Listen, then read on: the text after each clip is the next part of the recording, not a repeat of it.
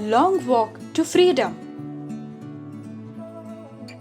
Race is a random grouping of people based on shared attributes.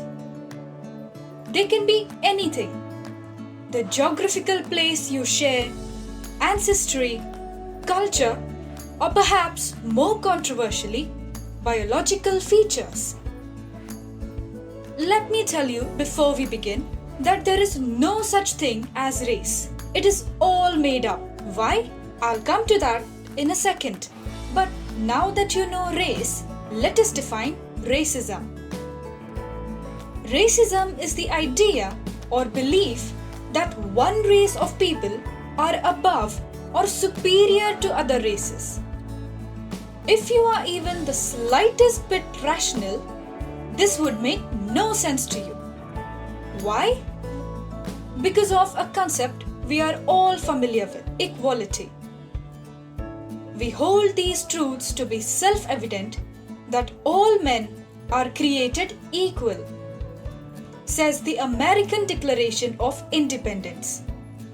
Or closer to home, our Constitution enshrines the principle of equality thusly: the state shall not deny to any person equality before the law or the equal protection of the laws within the territory of India.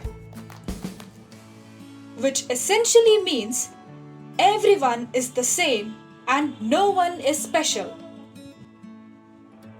Wait, if that's the case, how does racism fit into the modern world? More importantly, why does it exist? And perhaps most importantly, who does it benefit? Racism is not a rational thought. And it is not just irrational, it's horrific. History is rife with examples of it. The British Empire and its colonial conquests, their treatment of Indians, the transatlantic slave trade, the American Civil War, the instances of racial hate against Asians in the Western world. The world is not new to racism. It is prevalent and dangerous. It puts the lives of people at risk. It has killed millions and millions of people. You all know of the Holocaust, the Rwandan genocide, the Armenian genocide. They were all racially motivated. You already know this is bad. Not just morally, but how it affects the real world of real humans, of innocent people who dream of a happy and fulfilling lives like you and I. And that is how it destroyed generations upon generations of lives and people in South Africa. History lesson time. The South African soil was colonized by the Dutch. There was resistance by the indigenous people. A few Dutch people ended up settling down in the colony, and years later, when England would go to war against South Africa, mobilized against the black people to fight and win the Second Anglo-Boer War. This happened in the early 1910s. After this, the situation got progressively worse. The newly formed state made laws curtailing the freedoms of the black people. The people whose land these settler colonizers had occupied. It was known as the policy of apartheid. Black people couldn't live in cities. They couldn't have access to education. They couldn't work wherever they wanted to. They couldn't marry whoever they wanted to. They were separated in their own country and restricted severely. As a result, those people ended up living in poverty. Imagine, no education, no jobs but farming, no right to move across the country. How does one not end up hungry and dying in such a situation? And what is the solution to this state of affairs? Revolution. Black people organized themselves and protested against the inhuman treatment of the state towards its citizens, against the very ideology that makes such laws in the first place. Because here's the thing, discrimination was legal. Segregating the Jewish people and marking them was legal in Nazi Germany. Legality of a thing doesn't ensure its moral correctness. One man who led the fight against such an oppressive state was Nelson Mandela. When he was a child, he says, he didn't understand the way the world worked.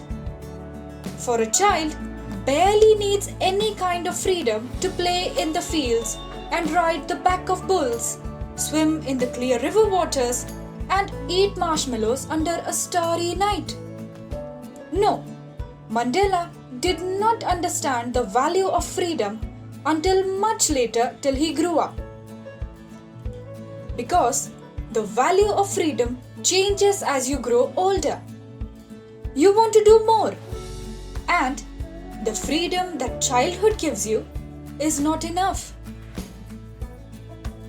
While he grew up, he realized that he wanted more.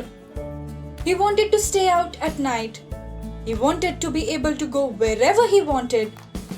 But these were selfish freedoms, ones that fade into unimportance and stop sounding fancy and important. No, the really, truly important freedoms of life are different. They are more fundamental. To be free of poverty, one must be free to learn and work wherever they choose. To achieve one's full potential, one must have the freedom to read what they want and the freedom of opportunity. When Mandela interacted with more of his people, he realized that none of them had access to any of it. That's when the seeds of revolution grew in his mind. He joined the African National Congress. He hungered not just to be free himself, but to make sure that people of his skin color were free all over the world. This thought gave him a new purpose, a new passion, a new reason to live life. He was no longer a frightened young lawyer. He was now a bold, fearless person, a criminal in the eyes of his state. He loved his family, but the revolution separated him from his home and the meager luxuries that life had accorded to him. He spent many a nights on the street without food, without shelter. He lived in sacrifice. The man who loved to live life to the fullest had to live a quiet, reserved life. Did he regret any of it? Not really. Because if one knows their people are suffering and dying every day, how does one enjoy and embrace comfort like it is nothing? Freedom doesn't start and stop with an individual. If even one person is not free, no one is free. If they started denying food to people with bad grades tomorrow, what's to say that they won't stop denying it to people with good grades tomorrow? And thus begins a lifetime of hardship. Mandela protested against apartheid and led his people in their struggle to victory. He clashed with the police on numerous occasions and was sent to jail on a life sentence. The revolution, however, did not die down. The world had now focused on South Africa amidst the raising voices of its black people. Sanctions followed. More protests followed. even more police brutality followed. There came a time when South Africa was on the verge of civil war. At such a time, Mandela, who had served 27 years in jail at that point, was released. Together with the then President F.W. de Klerk, he set about to create a new constitution. He set about to a new idea of South Africa as a land. He beautifully describes in his speech as a nation where none will experience oppression of one by another. On 10th May 1994, after the open general elections, not excluding black people, Mandela was elected the President of the Republic of South Africa. The ceremony took place in the Sandstone Amphitheatre in Pretoria, the executive capital of South Africa. These buildings were once the power centers of a racist government. Now, it held the seat of power of the first non-racial government of South Africa. The ceremony was attended by foreign dignitaries and ambassadors from all countries all over the world. It was a sign from the world. South Africa would not be alone in its struggle towards justice, equality, and democracy. The world would support and help them in their noble endeavor. In his wonderful inauguration speech, Mandela spoke historic words that the entire world would remember. The people of South Africa had achieved their political freedom after a dark century, and now, as it rose from the dark, it envisioned a bright future for everyone. Mandela laid down his vision for a new South Africa, a place where they would fight to free themselves from poverty, from deprivation, from pain and suffering, and most importantly, discrimination based on any and all yardsticks. As the South African people, both white and black, sang together the national anthems of the country, the nation was healing. People were coming together. As fighter jets flew over them in colors of the new republic, the military pledged its fealty or allegiance or loyalty to the newly elected government. The irony of the situation, however, is not lost on Mandela. These were the same people who had arrested him earlier, but now they stood there, shaking his hand, making promises. That's the might of the people. That's how people's movements turn the tables on history. On the day of the inauguration, Mandela feels overwhelmed with emotions. It was a long fight and it wasn't easy. Many people had lost their lives, and it was only to his regret that they weren't around to witness their effort come to fruition. Apartheid had done irreparable damage to the country. It had singled out people, dragged them back, and set them behind for a long time. Such kind of hurt can't be erased in a few days or months. It would take years, if not generations, to undo that kind of damage, to make sure that the poorest of all, the oppressed of all, would get the benefits of this extraordinary victory. But in these testing times, it was the people of South Africa that renewed his faith and kept him going. He speaks of Oliver Tambo, Walter Sisulu, Chief Luthili, Yusuf Dadoo, Bram Fisher, Robert Sobukwe, and so many people like them who fought for the country, who gave up their lives for their brethren.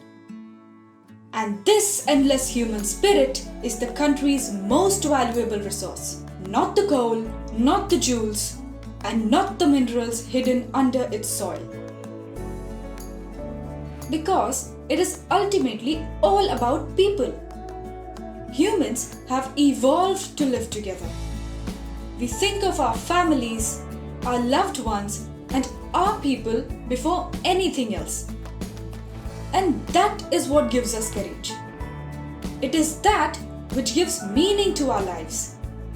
It is that which makes people stand up to torture, knowing that their sacrifice is worth something. And that brings about a more important aspect of humanity. We aren't born hating people. We aren't born with the concept of race or discrimination. It is taught to us. Greed is taught to us. Because ultimately, all of racism is about wanting more for oneself, more political ambition, power, or resource perhaps. Racism doesn't come from race. Race follows the intent to discriminate. And if such a criminal idea can be taught to people, it can also be unlearned. It can also be untaught. Racism only imprisons us. Both the oppressed and the oppressors are imprisoned. The oppressed in material reality and the oppressors in their mind. How much poison does it take to believe that one is superior to others? How can such a poisoned person be healthy? To be free, we must free both from their prisons. Because here's what Mandela makes great. Humans are fundamentally a force of good. We have built civilizations and conquered the world. And it is not based on hate and selfishness. Our goodness is a fire deep inside us. And remember, kids, no one can take that fire away from you.